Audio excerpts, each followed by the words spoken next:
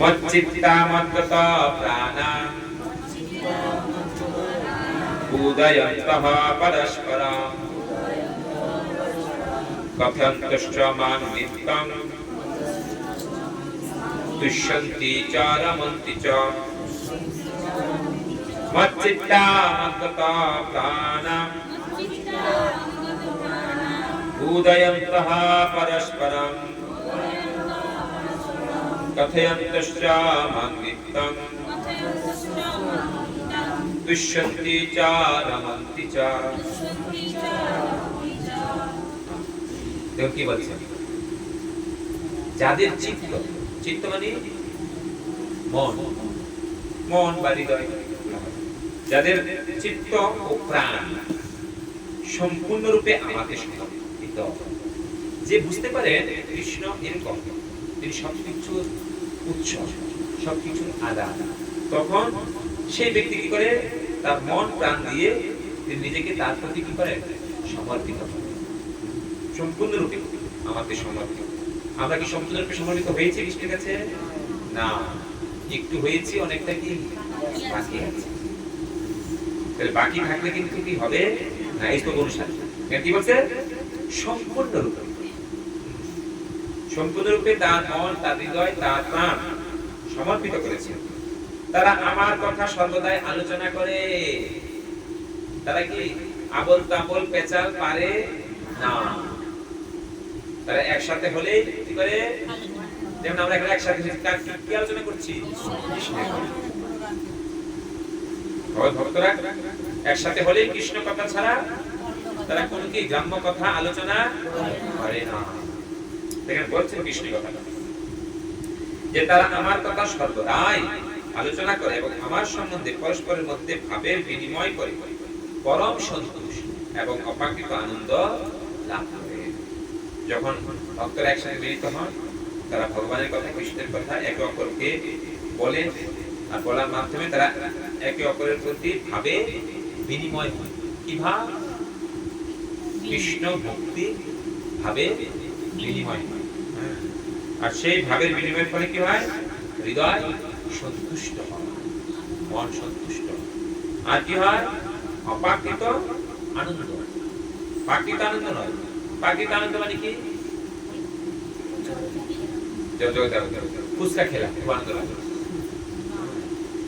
পরি সবজি খেলা কি খুব আনন্দ লাগে, ভেজিটেবল চপ খেলা আনন্দ লাগে। এগুলো কি, এগুলো হচ্ছে প্রাকৃত আনন্দ। হ্যাঁ, যদি প্রসাদ রূপে খাই সেটাও অপ্রাকৃত আনন্দ। কিন্তু এই জগতের মানুষ সকলে প্রাকৃত আনন্দের পিছনে দৌড়াচ্ছে। কিন্তু যখন আমরা ভগবানের কথা আলোচনা করব, একে অপরকে বুঝাবো, তখন অপ্রাকৃত আনন্দ আস্বাদন করব। ভগবানের কথা, ভগবানের লীলা, ভগবানের গুণ, ভগবানের রূপ কোনো প্রাকৃত নয়, অপ্রাকৃত।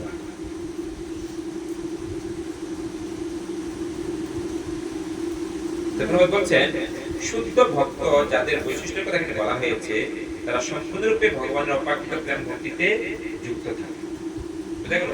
যারা শুদ্ধ ভক্ত, তারা ভগবানের ভক্তি ছাড়া অন্য কিছুতে সময় নষ্ট করে না, বা অন্য কিছুর প্রতি তার কোনো রুচিও থাকে না। তাদের মন কখনোই শ্রীকৃষ্ণের চরণে থেকে বিক্ষিপ্ত হয় না, কখনো না। আজকে ভক্তি করলাম, কালকে কি, কালকে কালী পূজা করলাম, পরশুদিন কি শীতলা পূজা করলাম, তারপরে ও কার্তিক ফেলেছে না ঘরে, কার্তিক পূজা তুমি করতেই হবে।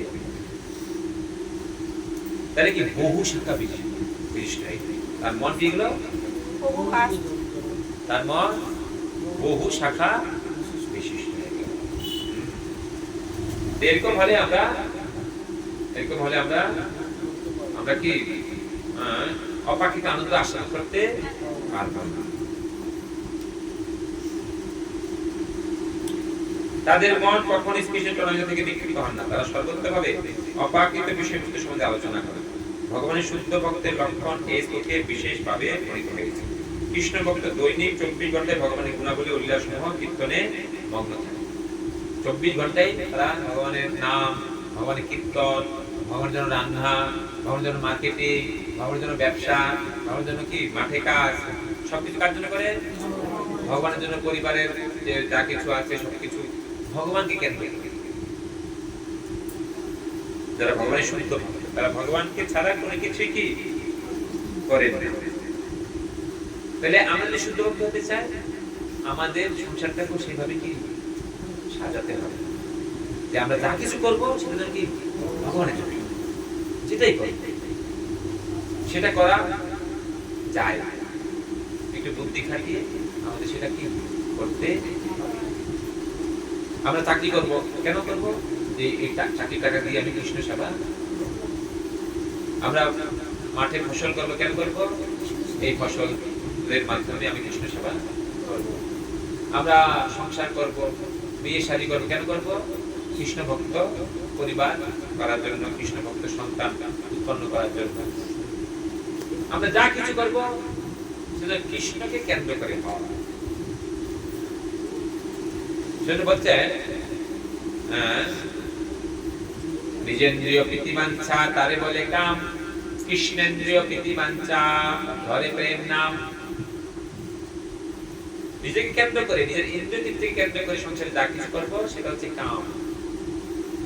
আর কাম হচ্ছে কি? অন্ধকার। কাম হচ্ছে আর কৃষ্ণকে কেন্দ্র করে যা কিছু করবো সেটা হচ্ছে প্রেম। আর প্রেম হচ্ছে কি? আলো, নির্মল ভাস্কর। কাম হচ্ছে অন্ধকার, প্রেম হচ্ছে নির্মল ভাস্কর। তাদের মন প্রাণ সর্বদা শ্রীকৃষ্ণ নিমগ্ন থাকে এবং অনন্য ভক্তের সঙ্গে তারা তার কথা আলোচনা করে গভীর আনন্দ উপভোগ করে। এবার ভগবানের কথা শুনছি, ভালো লাগছে না? ভালো লাগছে না? আনন্দ লাগছে? ভগবানের কথা শুনে আনন্দ লাগবে সকলে।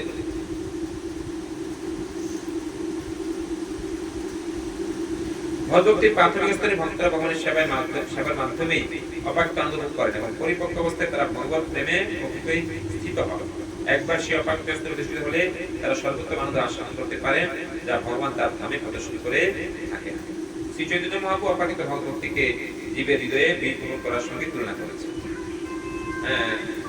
আমাদের ভক্তিলতা বীজ বপন করতে হবে। আমরা আলুর বীজ, পটলের বীজ, বেগুনের বীজ বপন করি না মাটিতে, জমিতে? কিন্তু এখানে বলছে আমাদের কি বীজ বপন করতে হবে? ভক্তিলতার বীজ। আর সেই ভক্তিলতার বীজকে কিভাবে আমাদের হৃদয়ে বপন করার কথা বলা হয়েছে। হৃদয় রূপ জমিতে। আর সেটা কে করবে? গুরুদেব করবে। ভক্তিলতার বীজ গুরুদেব দীক্ষার মাধ্যমে যখন আমরা ভগবদ্ভক্তির শিক্ষা গ্রহণ করব, শিক্ষা শিক্ষিত হব, তখন গুরুদেব দীক্ষার মাধ্যমে আমাদের হৃদয়ে সেই ভক্তিলতার বীজ কি করবেন? বপন করবেন। আর সেই বীজকে আমরা কি করতে হবে? জল দিতে হবে। জলে কি দেব? শ্রবণ কীর্তনের জলে করয় সিঞ্চন। এই ভগবানের কথা শ্রবণ কীর্তনের মাধ্যমে সেই বীজের উপরে কি করবে? জল। আর জল পড়লে সেই বীজটা অঙ্কুরিত হবে। তারপরে সেখান থেকে কি ফুল ফল আদি হবে এবং সেই বৃক্ষটা দিন কি বাড়তেই থাকবে। এইভাবে আমাদের কি করতে হবে? ভগবানের দিব্য কথামৃত ভক্তের সঙ্গে আমরা আলোচনা করব, তখন আমাদের মধ্যে ভগবানের প্রতি প্রেম ভালোবাসা, তার প্রতি আকর্ষণ কি হবে? এই কথাটাই স্থগিত রয়েছে।